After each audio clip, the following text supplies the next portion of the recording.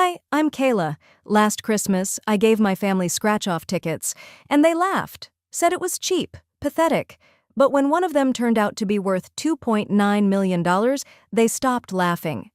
Suddenly, I owed them. My mom screamed I had to hand half to my golden sister, and when I didn't, they burned the ticket and threw me out like I was nothing. But here's the thing, the ticket they destroyed? It wasn't the one that mattered. Want to know what was? Have you ever been treated like you were nothing, just because you didn't give them what they wanted? Drop a comment. I read them all. The snow crunched under my boots as I stepped out of the car, arms full of carefully wrapped gifts and a small paper bag of homemade fudge. I'd made the cards myself this year, hand-lettered with watercolor pine trees, and slipped in a few scratch-off tickets, one for each family member. It wasn't much, but it was thoughtful. Something I hoped might feel personal. The house looked the same as always, perched at the edge of the cul-de-sac with a crooked wreath on the door and that sagging porch light that flickered in the wind. Inside, I could already hear laughter. Clarice's shrill giggle cut through the night like a bell that didn't know when to stop. I stood still for a second, inhaling the air, crisp and laced with the scent of pine and chimney smoke. My gloved fingers tightened around the bag. Maybe this year would be different. Maybe they'd see me. I walked in without knocking. The door was always open on Christmas Eve, and the warm air and noise rushed to greet me like a party I hadn't quite been invited to. Mom was on the couch, drink in hand. Clarice sparkled like a Hallmark ornament in her velvet jumpsuit and layers of gold. Her husband, Todd, lounged beside her, his socked feet up on the coffee table. "Hey," I said softly, lifting the bag. "Merry Christmas." Clarice barely turned. "Oh, Kayla, you made it." She sounded like she'd forgotten I existed. Mom looked up and squinted. "Did you bring something?" I smiled and held out the gifts. "Just something small, handmade cards, and some lottery scratchers. Thought it might be fun." Todd took one of the envelopes and opened it. "Wait, this is it?" He looked around with mock confusion. "Did we check the bag for a real gift?" Laughter followed. Too loud, too long. Mom gave a tight, judgmental grin. "You know, sweetie, you really didn't have to come all this way if this is all you were bringing. I mean, it's just paper." "It's more than that," I said quietly. "They're custom. I painted them myself." Clarice rolled her eyes. She's always doing something artsy-fartsy. She took a ticket, gave it a half-hearted scratch with her acrylic nail, then tossed it aside onto the coffee table. "Next!" No one scratched the rest. They just sat there in the mess of wrapping paper and discarded bows, like trash no one wanted to claim. I swallowed, the sting rising in my throat. I looked down at my own envelope, still tucked into my coat pocket. The one I'd made for myself, just for fun, just to feel included. Dinner was awkward. No one asked about my job. No one noticed when I didn't go back for seconds. They traded stories of vacations, bonuses, and Clarice's new Tesla. I sat in silence, listening to a family I barely recognized anymore, feeling like the extra fork at a table already set for perfection.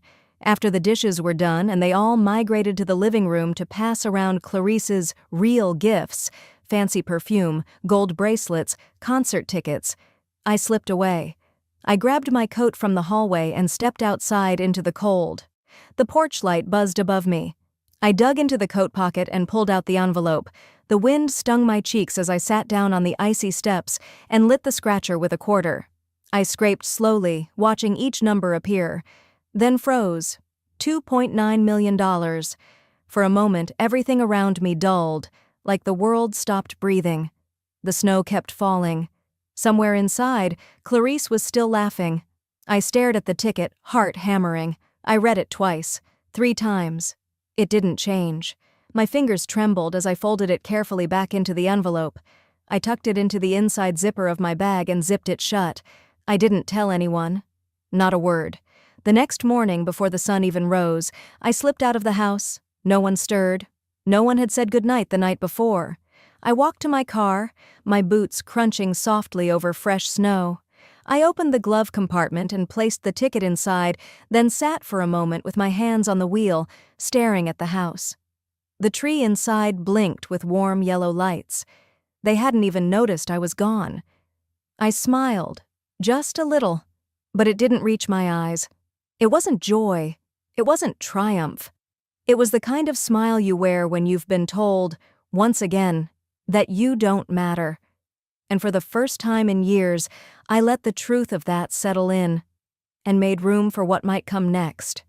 I had no idea the moment they'd find out would be the moment they'd decide to destroy me. A few days after Christmas, the snow still blanketed the edges of my apartment building in Boulder, but inside, the quiet was comforting. I'd slipped back into my routine like nothing had happened: work emails, sketch revisions, tea in the same chipped mug I'd used since college.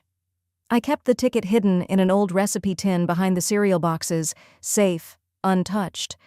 I hadn't cashed it in yet. I wanted time to breathe, time to think. So I researched. I read about trust funds, LLCs, anonymous claims, even found a lawyer through a Reddit thread of all things, some estate planning guy in Denver who specialized in discrete windfalls. We talked about setting up something that would protect me long-term in case, well, just in case. I didn't say a word to anyone. Not yet. I wasn't ready for what that might unleash. I thought I had time. It was Thursday afternoon, and I was finalizing a logo draft when my phone lit up. "Mom," flashed across the screen. I froze. I hadn't spoken to her since Christmas Eve. The last words she'd said to me were, "Should have just stayed home." I debated letting it ring out, but something tugged at me. Guilt, maybe. Habit. I answered. "Sweetheart," she said, voice light as frosting. "Why didn't you say anything?" My stomach tightened. "Say anything about what?" "Oh, Kayla." Her tone turned sing-song, like I was a 5-year-old caught hiding cookies under my bed. "You know what I'm talking about." I leaned back in my chair. "I don't, actually." There was a pause. Then she sighed, like I was the one making things difficult. "Your cousin Drew posted something about a big win in the family. Said you were the lucky one." Her voice dropped. "Tell me he's just exaggerating." I didn't respond right away. My heartbeat thudded in my ears. "Kayla?" She pushed. "I don't know what he's talking about," I said, voice steady. "And I'd appreciate it if you didn't believe everything Drew posts on social media." Another pause, then her voice changed. The syrup drained out of it. "You didn't even tell your own mother? You think that's normal?" I sat up straighter. "Assuming something happened, which I'm not confirming, it's my business. I raised you, Kyla. I drove you to school every day, paid for your braces. You think anything you do in life is without us?" Us, as in her, as in Clarice. And then it came. "Clarice is drowning, you know. Student loans, credit cards, and now her lease is going up. You don't even have a mortgage or a family to feed. What do you need money for?" I clenched my jaw. "I worked hard. I bought that ticket myself. I didn't ask for help." "Oh, come off it," she snapped. "You gave everyone a ticket. It was a gag gift. You didn't even mean to win." There it was. The assumption that anything I did, any success, was accidental, a fluke, not earned. I exhaled slowly. "I'm not giving Clarice half." Silence. Then her voice went cold. "If you don't do what's right, don't expect to ever be invited back into this family again." I stared at the wall, stunned. Wow. "You want to talk about betrayal? You're betraying us, Kayla. All these years we supported you, even when you didn't deserve it, and now you're just gonna hoard it like some miser?" "I'm not hoarding anything. I just don't believe in entitlement." Her voice dropped to a hiss. "You'll regret this. Don't think you're above consequences." I ended the call. My hand trembled as I set the phone down. The room felt colder somehow, like the chill had seeped in from under the door. For the next few hours, I didn't move much. I just sat, phone face down, watching the steam rise from my forgotten mug of tea. It hit me that my mother didn't even ask if I was okay, or how I was doing. Just straight to what's in it for us. That night, while washing dishes, I heard the buzz again. This time it wasn't a call, it was a text, a group message, from my mother. Family meeting. This weekend. Come home. Clarice and your father will be there too. There were no emojis. No hope to see you. No sign of softness. Just a command. I stood there in my kitchen, water dripping from my hands, staring at the message. It wasn't a request. It was a summons. They weren't checking in on me. They weren't celebrating me. They were circling. And suddenly, I understood what prey must feel like. I should have never gone back. But I did, and I walked straight into the trap. The gravel crackled beneath my tires as I pulled into the driveway. The house stood just like I remembered. White siding chipped at the edges, the porch swing missing a chain, wind whistling through the cornfields behind. But the warmth I once tied to that image was gone. The windows stared blankly back at me, and the air felt too still, like the house had been holding its breath. My mother opened the front door with a tight smile. "Kayla, you're finally here." She pulled me in for a hug that barely touched me. Her arms were stiff, her perfume too sweet and artificial. Behind her, my dad gave a short nod from the hallway. No warmth in his eyes. Clarice stood by the stairs, leaning on the railing like a smug cat waiting for a mouse. We exchanged those strange pleasantries that families use when they haven't spoken in a while, but want to pretend everything's fine. I was ushered inside. The furniture hadn't changed since I left for college. The same old brown couch, the dusty photo of all of us at Yellowstone, and the grandfather clock still ticking too loudly in the corner. Dinner was already on the table. Roast beef, green beans, mashed potatoes, Mom's Sunday best, but on a Tuesday. I sat down between my parents, Clarice across from me. The silverware clinked and scraped. Nobody mentioned the lottery, but it hung in the air, thicker than the gravy. I kept waiting for someone to say something, ask how I was, what I'd been up to, but they didn't care. Their eyes moved past me, calculating, weighing. I took a sip of water and tried to steady my nerves. Then came the sound of a glass being tapped, softly at first. Clink, clink. Clarice rose from her seat, smiling that artificial smile she always used when she wanted something. "I just want to say," she began, lifting her wine glass, "how grateful I am for my sister, for her kindness." I frowned. "She's giving me half of the winnings," she said sweetly. "She knows I've had a hard time, and she's stepping up like family should." My fork hit the plate. "What?" She didn't look at me. She looked at our parents. I turned to Mom. "What is she talking about?" My mother's smile disappeared. Her voice hardened. "You said you'd help her, Kayla.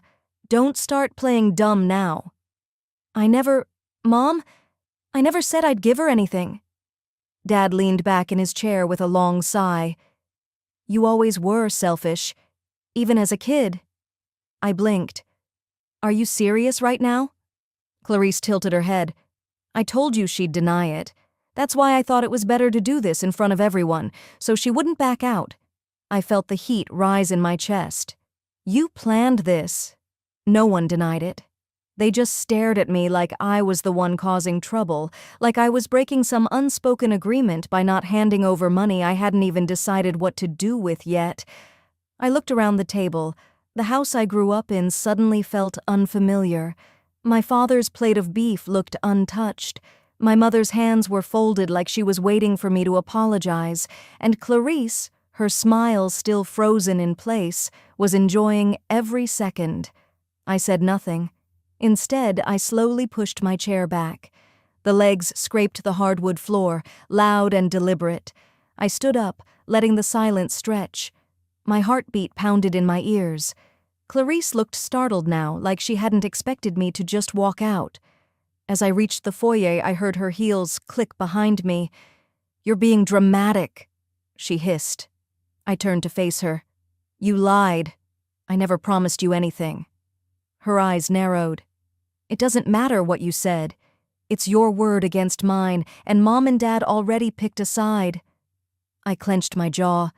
That was the moment it hit me. They didn't come to ask. They came to take. I didn't sleep. I just lay there in the guest room, my back stiff against that lumpy old mattress, staring at the crack in the ceiling like it might split wide open and swallow the house whole. My fingers kept curling and uncurling into the blanket. Every sound outside, the wind against the gutter, the creak of the floorboards, felt like it was creeping toward me. They weren't asking for help. They were circling, closing in, looking to take what they felt they were owed. And I needed to leave. By the time a pale ribbon of dawn crept across the frosted window, I was already sitting upright, fully dressed, coat on, shoes laced. I reached for my suitcase near the foot of the bed and stopped. It was gone. I blinked, got off the bed, crouched down, looked under it, checked the corner where I'd tucked it the night before. Nothing. My purse wasn't there either. The wallet I'd zipped into the side pocket. The envelope with the ticket. I stood there, breathing through my nose, trying not to panic. But my chest was tight. Something was wrong. I opened the door and stepped into the hallway. The house was quiet. Too quiet. The kind that presses against your ears, that holds secrets. I moved fast. My feet padded across the carpeted floor, down the stairs. The scent of burnt wood drifted up. Not strong, but present. I turned the corner into the living room and there she was. Clarice. Curled on the edge of the couch, one arm resting on the back, sipping coffee like she owned the place. Her eyes met mine, smug and unbothered. Across from her, my mother stood near the fireplace. She was holding something in her hand. A small square of paper, crinkled at the edges. Familiar. My heart dropped. "Looking for this?" she asked, her voice light, almost musical. She tilted the corner of the paper toward the flames licking at the log. I stepped forward. "What are you doing?" "You really should be more careful," Mom said, tone clipped. "Leaving something so valuable just lying around." She flicked her wrist and dropped it. The corner caught first. It curled instantly, blackening. Then the middle burst into flame. A second later, it was gone. Nothing but a few ashen flakes floating up the chimney. Clarice let out a low laugh. "Oops, guess nobody's rich now." I didn't move. My body wanted to lunge forward, but my brain knew better. Instead, I stared at the fire. My fingers curled tightly at my sides. "You had no right," I said. Mom crossed her arms. "You think you earned that? Alone? You wouldn't even have bought that ticket if you weren't staying here." "It's not yours," I whispered. "It belongs to the family," she shot back. "We've all sacrificed for you." Clarice chimed in. "Yeah, while you were off playing your little solo act, the rest of us were here cleaning up the mess. And you think you get to come back and just keep it all?" I couldn't believe what I was hearing. They'd planned this, waited until I was vulnerable, then searched my things, took what they wanted, and burned it in front of me, all while smiling, all while calling it justice.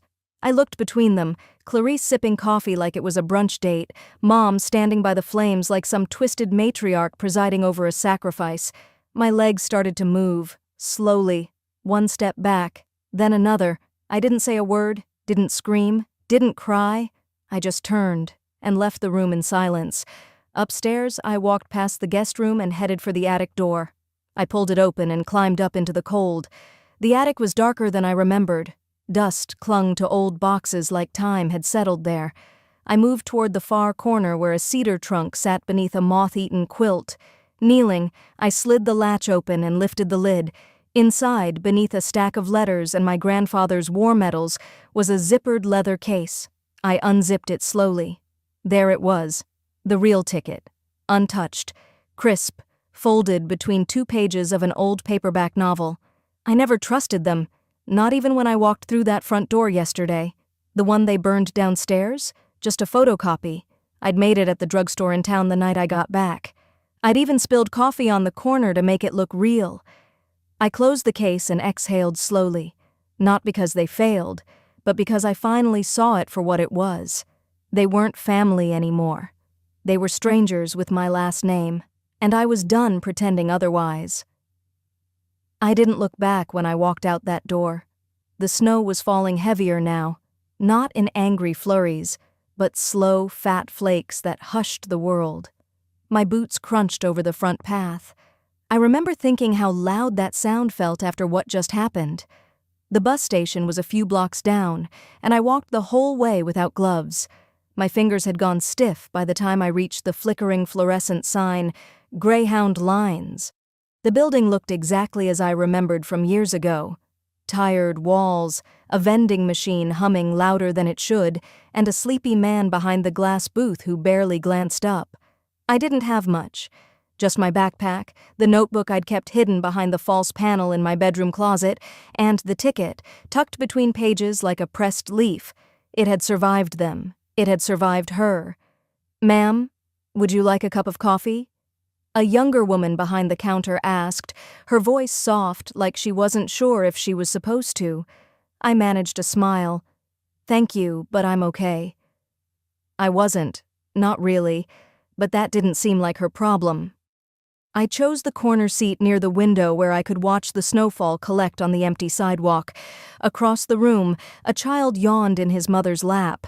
A man with a guitar case was asleep in the next row. I pulled the notebook into my lap. There was something I needed to do before the bus came. I turned to the first blank page. The pen I used was almost out of ink. How fitting. Every word scratched like it came from bone. To Mom. To Clarice, to anyone who ever thought love came with a receipt. I paused, not because I didn't know what to say, but because too many things wanted to be said at once. And I wasn't going to give them all of me, just enough to let them know I saw it clearly now. I gave you years. I gave you holidays, recipes, birthday cakes, student loans, car repairs, and silence. I gave you the best of me, and watched you laugh while you took the rest. My hand trembled, but I wasn't crying. Not anymore. Not now. You called me selfish. You called me dramatic. You called me lucky, but you never once called me loved. I stopped writing.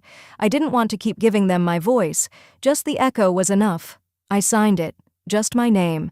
No closing line, no warmth, no apology. Outside, a bus turned the corner.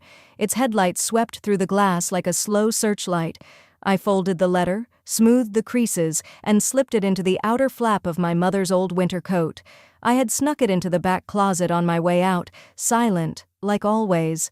They'd find it when they reached for warmth and realized they'd burned it years ago. The bus hissed to a stop. I stood, nodded once to the clerk at the desk, and stepped into the cold. The ride was quiet.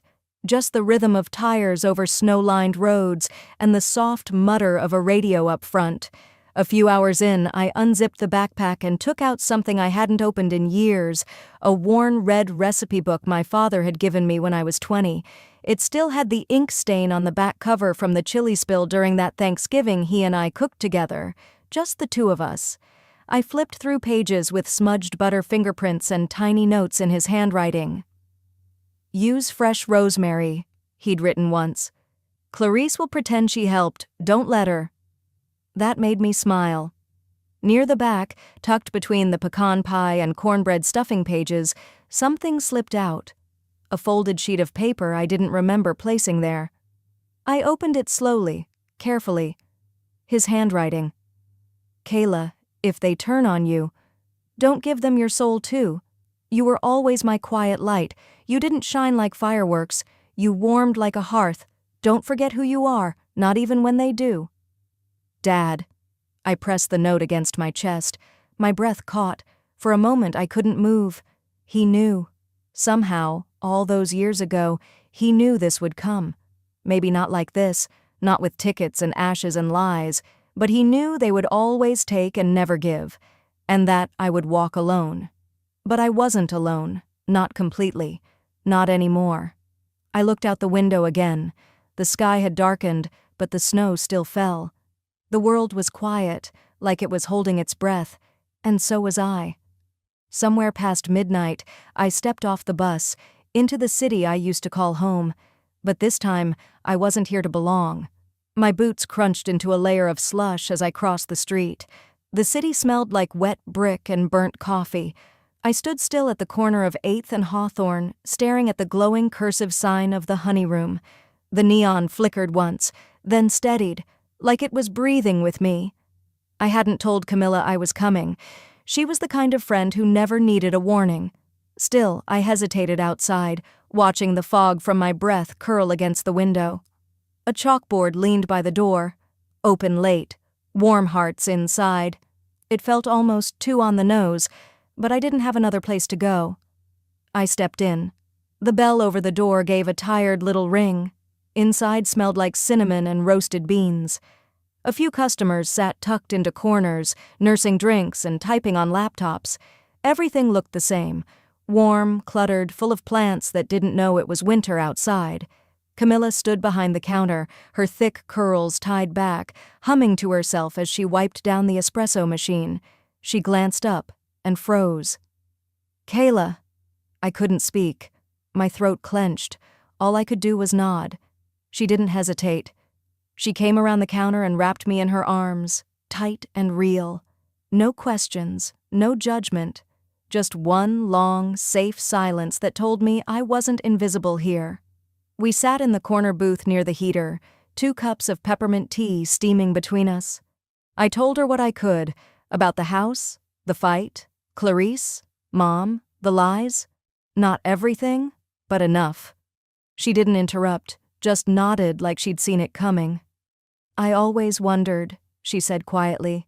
"Back in college, you'd disappear during breaks, come back thinner, quieter, but your smile stayed the same. I knew something was off."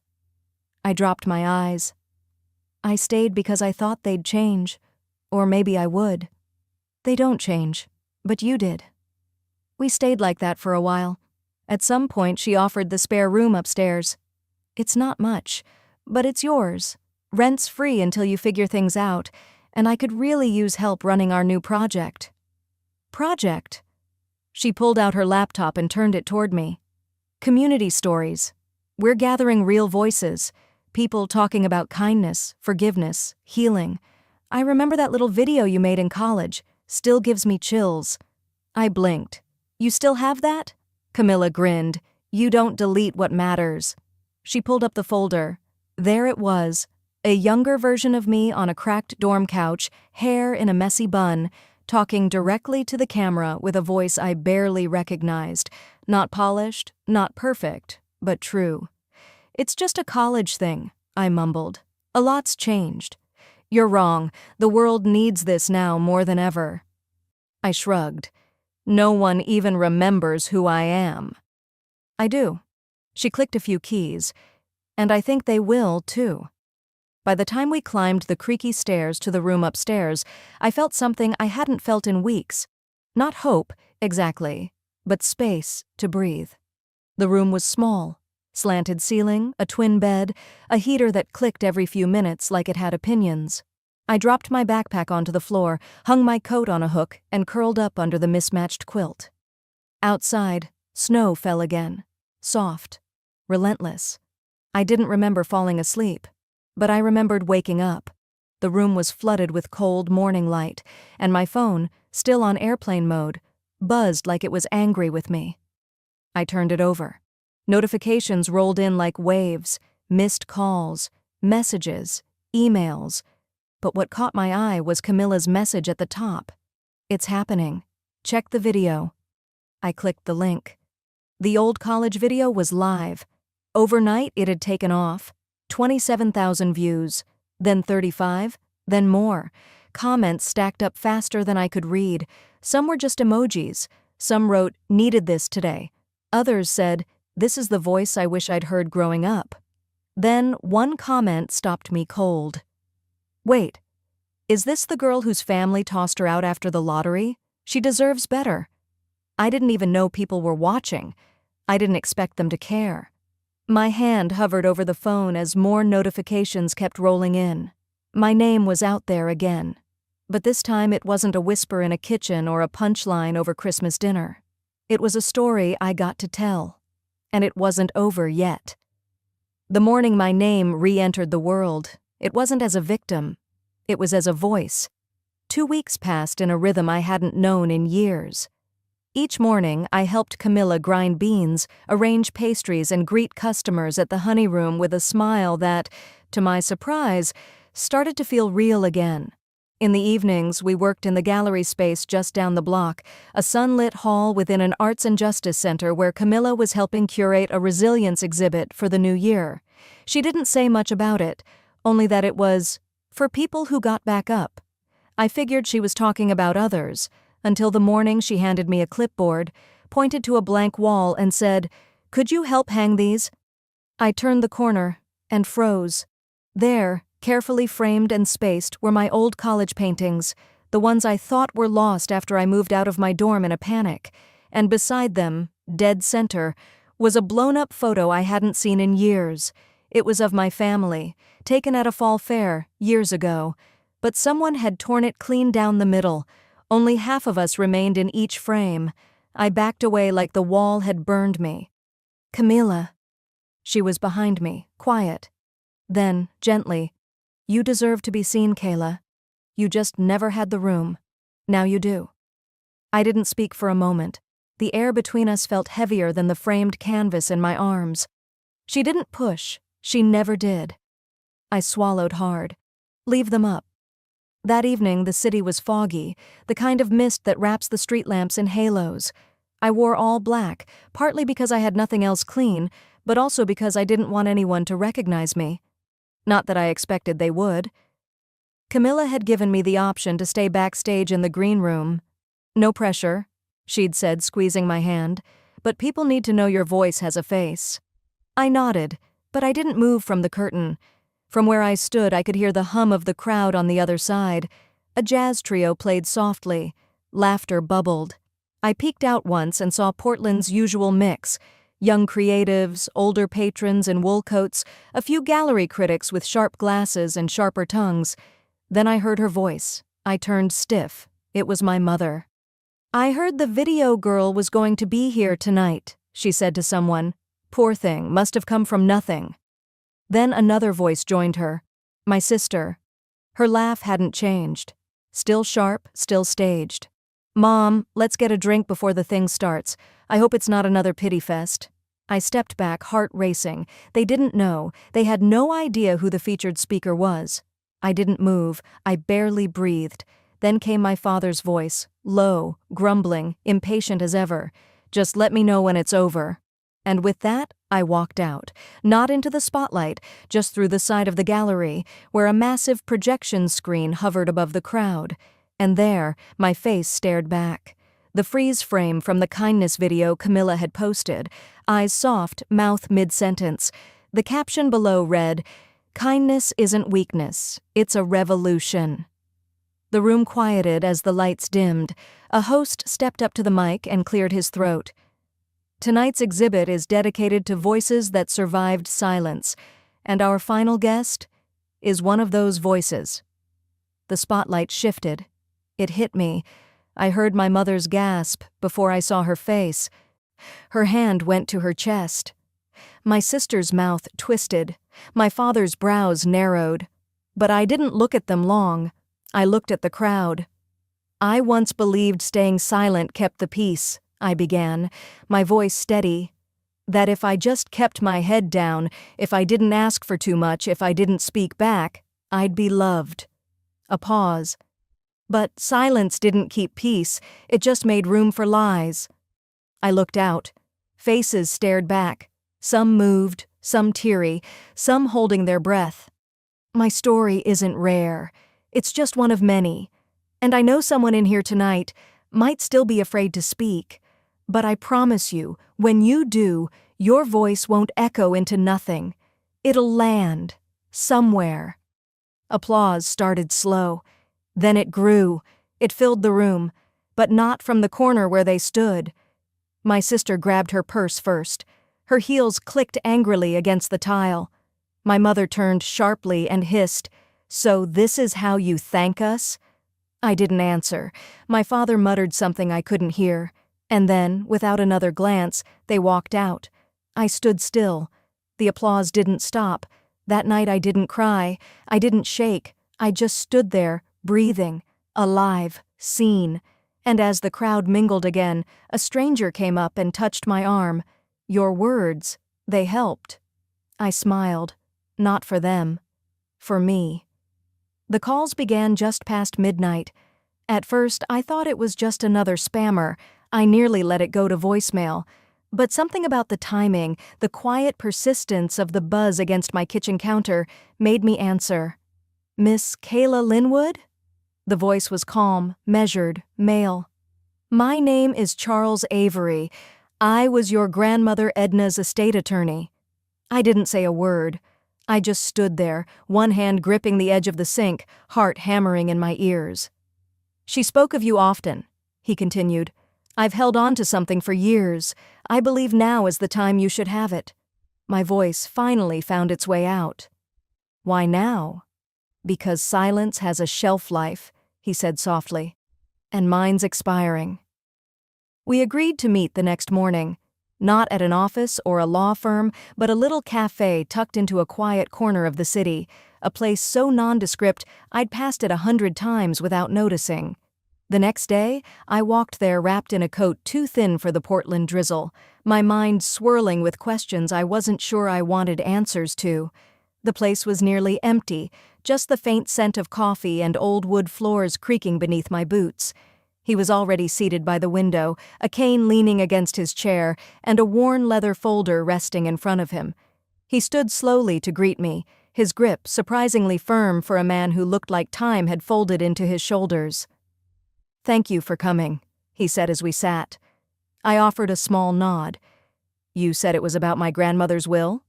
Charles opened the folder with careful hands, like whatever was inside wasn't paper, but something far more fragile. He pulled out a single document, handwritten, slightly faded at the corners. This was the original will, dated and signed before her final stroke, naming you as the primary heir to her lakefront property and the Linwood Family Trust. My breath caught. But my mother said everything went to Lily, that it had to, that Grandma changed it. "She did not," he said gently. "After her stroke, your family contested this will. They argued she was no longer of sound mind, but—" He slid another envelope forward. "Edna anticipated they might try. She made video statements too. I've kept the originals, hidden, yes, but safe." With trembling hands, I opened the envelope and slid out a flash drive. He didn't rush me. He just looked down, eyes wet but steady. "And this?" I asked, nodding to the folder. "Correspondence," he said. "Between myself and your mother. Pressure. Denial. She insisted you were unstable, emotional, that your grandmother's decision would ruin the family." I looked up. "But why not come forward?" His lips pressed into a thin line. "At the time, I believed their narrative. I failed your grandmother, and I failed you." I said nothing for a while, just watched the steam curl from his cup of coffee like ghosts rising. Eventually, he broke the silence. "I stayed quiet because I thought it wasn't my fight, but the older I get—" He tapped his cane once on the floor. "The more I realize silence is a coward's refuge." I couldn't speak. Not yet. My throat had thickened around something that wasn't quite anger or grief, but a tangled weight of both. He leaned back, eyes distant. "She recorded something else, too. Not for court, just for you." He handed me a smaller envelope. My name was written on it in a shaky, familiar script I hadn't seen in years. "I watched it," he admitted. She said, "I know my daughter favors Lily, but Kayla has heart." She smiled when she said it. I closed my eyes, letting the words wash over me like rain after a long drought. We sat in silence for a long while. Finally, I asked the question that had been sitting in my chest since the moment he called. "Why tell me now?" He touched the side of his chest, near his heart, and then motioned to the cane. "Because I don't want to die with silence on my conscience." I thanked him quietly, gathered the folder and the drive, and stood. The weight in my hands felt heavier than its size could justify. Outside, the air smelled like wet leaves and memory. I didn't go home immediately. I wandered. Through streets I used to walk with my grandmother on lazy Sundays, past her favorite bakery, now a sushi place, and the church where she used to light candles, even though she always said she wasn't religious. Eventually, I made it back to my apartment. I didn't even turn the lights on. I sat on the couch, the flash drive still clutched in my palm. I thought about all the birthdays they'd skipped, the lies they wrapped like gifts, the holidays I spent alone while they sat around the table pretending I didn't exist. And now, this. My grandmother had chosen me. They'd buried that truth, but it had found its way back. I didn't cry. Not then. But I sat there until dawn started to peek through the window, clutching her voice in my hand like it was the only real thing left in the world. The morning air was sharp, almost cleansing, as I stepped out of my apartment and headed toward the courthouse. The flash drive felt like it weighed 100 pounds in my coat pocket. With every step, I felt the years pressing on me, every cold shoulder at Thanksgiving, every ignored birthday, every Christmas morning when Lily unwrapped something expensive while I sat pretending not to care. I didn't walk fast. I walked steady. I had no lawyer, no crowd, no family on my side. Just truth, and my grandmother's voice, waiting quietly on that drive. The county courthouse wasn't new. The carpets were worn.